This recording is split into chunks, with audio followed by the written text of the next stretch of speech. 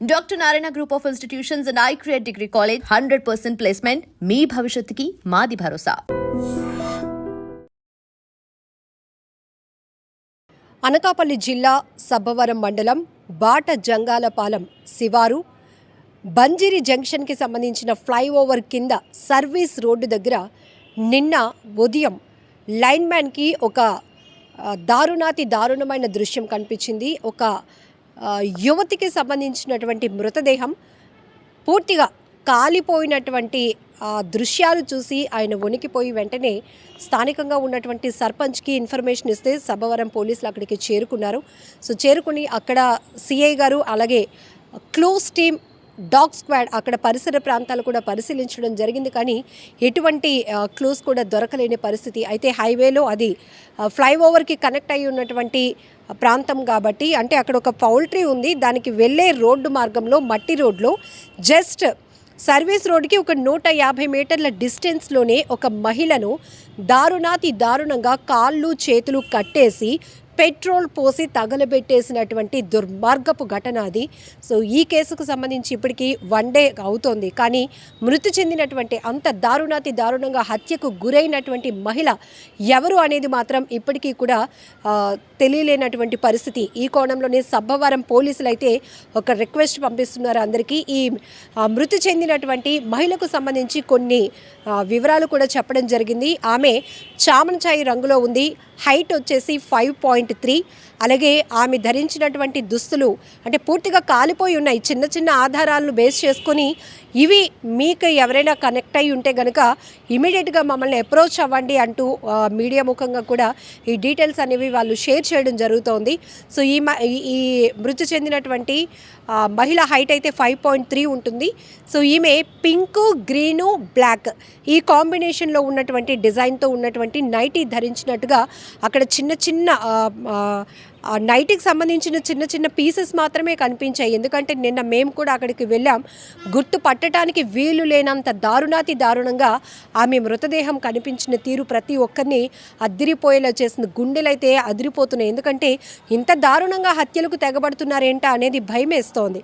So అలానే మెడలో black beads, నల్లపూసలు ఉన్నాయి, కాళ్ళకు మెట్టెలు ఉన్నాయి. అలాగే రైట్ హ్యాండ్కి రెడ్ కలర్ బ్యాంగిల్స్ ఒక 2 ఉన్నాయి. అలాగే లెఫ్ట్ హ్యాండ్కి అయితే రిస్ట్ బ్యాండ్ కూడా రెడ్ కలర్తోనే ఉంది.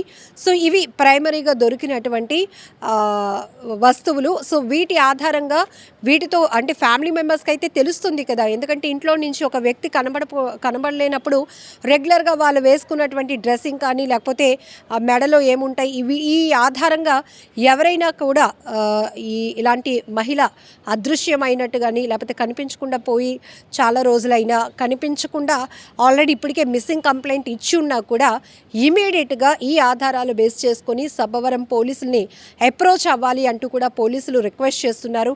సో ఇదంతా కూడా పబ్లిక్కి ఒక విజ్ఞప్తి కూడా చేయడం జరిగింది. ఎందుకంటే గుర్తు పట్టలేనంత దారుణమైన స్థితిలో ఈమె వయసు 25 నుంచి 30 సంవత్సరాల మధ్య వయసు ఉన్నటువంటి ఒక మహిళని ఇంత దారుణంగా కాళ్ళు చేతులు కట్టేసి పెట్రోల్ పోసి తగలబెట్టేసే అంత దుర్మార్గం ఎవరికి వచ్చింది? అసలు ఎందుకు ఇంత క్రూయల్గా ఇంత దారుణంగా ప్రవర్తిస్తున్నారు? ఎందుకంటే అక్కడ ఇది కూడా చుట్టూ తోటలే ఉన్నాయి, అది ఒక పౌల్ట్రీకి వెళ్ళేటటువంటి వే.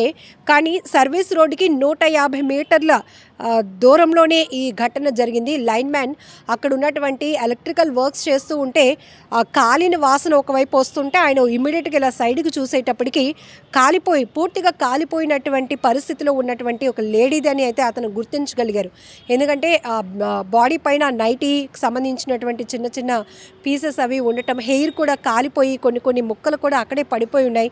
సో ఇది ఒక్క రకంగా చూస్తే మొన్న రాత్రి 11 గంటల వరకు కూడా ఆ ప్రాంతంలో భారీ వర్షం పడింది. అంటే 11 గంటల తర్వాత రెయిన్ రిలీఫ్ వచ్చింది. కాబట్టి ఈ లైన్ మ్యాన్ నెక్స్ట్ డే అంటే నిన్న ఉదయం ఈ మృతదేహాన్ని గుర్తించారు. అంటే నైట్ అర్ధరాత్రి దాటిన సమయంలో ఇది చేసి ఉండాలి, ఎర్లీ అవర్స్లోనైనా చేసి ఉండాలి. ఎందుకంటే నిన్న ఆ ఘటన ప్రాంతానికి డాగ్ స్క్వాడ్స్, క్లూస్ టీమ్స్ పోలీసులు పరిశీలించినప్పుడు చాలా ఎంతంటే దుర్వాసన వస్తుంది బాగా. అక్కడ ఉన్నటువంటి ఆ బాడీని పడేసినటువంటి ప్లేస్లో ఆ మొక్కలు, ఆ గడ్డి అది మొత్తం కూడా కాలిపోయి, అంటే కొన్ని గంటల ముందే ఈ ఘటన వెలుగు చూసిన గంటల్లో వ్యవధిలోనే ఇది జరిగి ఉంటుంది అనే కోణంలో అయితే పోలీసులు ప్రైమరీగా కొంత ఇన్ఫర్మేషన్ తీసుకున్నారు. అయితే ఇక్కడ ఉన్నటువంటి అక్కడ దగ్గరలోనే ఒక ఆర్టీఓ ఆఫీస్ ఉంది. సో డాగ్ స్క్వాడ్ కూడా అక్కడ వరకు వెళ్ళి మళ్ళీ ఈ డెడ్ బాడీ ఉన్న ప్రాంతానికే వస్తుంది, కానీ అది ఇంకెటు డైవర్ట్ అవ్వట్లేదు. సో అక్కడ ఏమైనా సీసీ కెమెరాలు ఉంటే కనుక దాన్ని ట్రేస్ అవుట్ చేసి అసలు వచ్చినటువంటి వాళ్ళు ఇద్దరా ముగ్గురా ఇంకెంతమంది ఉన్నారు, లేకపోతే ఈ మహిళని ఇక్కడే హత్య చేసి ఇలా పెట్రోల్ పోసి తగలబెట్టారా, ఇంకెక్కడో హత్య చేసి ఇక్కడ బాడీని తీసుకొచ్చి పడేయాలి అనుకున్నారా, వాళ్ళు దొరకకుండా ఆధారాలు పూర్తిగా నాశనం చేయాలనే ఉద్దేశంతో పెట్రోల్ పోసి తగలబెట్టేశారా, ఇంకెవరికి దొరకకూడదు, పోలీసులు కూడా చిక్కకూడదు అనే దుర్మార్గపు ఆలోచన చేశారా, ఇవన్నీ కూడా అనేక రకాలుగా అనుమానాలు వ్యక్తమవుతున్నాయి. కానీ చాలా యంగ్ ఏజ్లో అంటే 25 నుంచి 30 వయసు మధ్యలో ఉన్నటువంటి మహిళ అంటే ఎంత దుర్మార్గంగా ప్రవర్తించుంటారు. ఇంకొక రకంగా చెప్పాలంటే అక్కడ సర్పంచ్ గారు కూడా ఐ డ్రీమ్తో మాట్లాడడం జరిగింది. ఒకవేళ ఈమె పైన అత్యాచారం చేసి హత్య చేయాలి అనుకున్నారా అనే కోణంలో కూడా అనుమానం వస్తుందమ్మా. ఎందుకంటే ఆ మహిళ వయసు, ఆ హైటు, ఆమె ఉన్న పొజిషన్ ఇవన్నీ చూస్తే కూడా అలానే అనిపిస్తోంది అన్నారు. సో రకరకాల అనుమానాలు అయితే వ్యక్తమవుతున్నాయి, కానీ ఇప్పటికీ కూడా ఒక రోజు గడిచిన ఆ మహిళ ఎవరు అనేది కూడా ఇప్పటికీ తెలియలేదు. కాబట్టి ఇమీడియట్గా నిన్న సాయంత్రమే సబ్బవరం పోలీసులు అందరికీ విజ్ఞప్తి చేస్తూ ఈ ఆధారాలతో ఎవరైనా ఉంటే గనక, ఎవరైనా మిస్ అయితే గనక ఇమ్మీడియట్గా మమ్మల్ని అప్రోచ్ అవ్వండి అంటూ కూడా పోలీసులు చెప్తా ఉన్నారు. ఏది ఏమైనా చాలా దారుణమైన ఘటన. మహిళకు స్వేచ్ఛ కావాలి అని కోరుకున్న దగ్గర నుండి కొన్ని చోట్ల అతి స్వేచ్ఛ చేస్తూ ఇంట్లో కుటుంబ సభ్యుల్ని, భర్తల్ని హత్యలు చేసేదాకా తెగబడుతున్న మహిళల్ని కొంతమంది చూస్తుంటే, మరొక వైపు కొంతమంది దుర్మార్గానికి బలైపోతున్న మహిళల్ని కూడా చూస్తున్నాం. సో ఈ రెండు ఘటనలు చూడాలంటే ఆగస్టు 14న అనకాపల్లి జిల్లాలో తీవ్ర సంచలనం రేకెత్తించింది. అందరూ స్వాతంత్ర దినోత్సవ వేడుకల ముందు రోజు ఒక మహిళను అత్యంత దారుణంగా హత్య చేసిన ఘటన గురించి అందరూ బాధపడుతుంటే, మరొక వైపు శ్రీకాకుళం జిల్లా పాతపట్నంలో ప్రియుడు కోసం భర్తను హత్య చేసినటువంటి భార్య, ఆ కేసు వెలుగు చూసింది. మరొక వైపు మొన్న రాఖీ పండుగ రోజు జరిగినటువంటి సస్పీషియస్ డెత్ ఏదైతే ఉందో, అప్పల కృష్ణ అనే వ్యక్తిని మేనల్లుడు చంపినటువంటి కేసులో ఆ మృతుడి భార్యకి మేనల్లుడికి అక్రమ సంబంధం వల్లే అతన్ని హత్య చేశారు అనే కేసును కూడా పోలీసులు ఛేదించారు. చూడండి, ఇదంతా కూడా 3 కోణాల్లో మనం విశ్లేషించుకోవాల్సినటువంటి పరిస్థితులు. ఒక చోట బాధితులుగా మహిళలు ఉంటున్నారు, మరొక చోట నేరస్తులుగా కూడా మహిళలు ఉంటున్నారు. అఫ్కోర్స్ చాలా నేరాల్లో ఇప్పటివరకు మనం మగవాళ్ళని చూసాం, ఇది అందరికీ అలవాటైన పరిస్థితి. కానీ ఇప్పుడు మహిళలు నేర ప్రవృత్తి కలిగి ఉండటం, నేరాలకు పాల్పడుతూ ఉండటం మరింత దుర్మార్గం కదా. సో ఈ కేసులన్నింటినీ చూసిన తర్వాత అసలు ఎలాంటి మార్పులు చట్టాల్లో రావాలి, ఇలాంటి వాళ్ళు ఎంత దుర్మార్గపు ఆలోచనతో హత్యలకు తెగబడుతున్న వారిని ఎలా కఠినంగా శిక్షించాలి అంటారో మీరే కామెంట్ బాక్స్లో మెన్షన్ చేయండి. And for more videos, Please subscribe to iDream. Please subscribe to iDream. Please subscribe iDream. And please subscribe to iDream. For more videos, subscribe to iDream. please like, share and subscribe to the channel. Congratulations, iDream. Subscribe to iDream. Subscribe to iDream. So subscribe to iDream Media.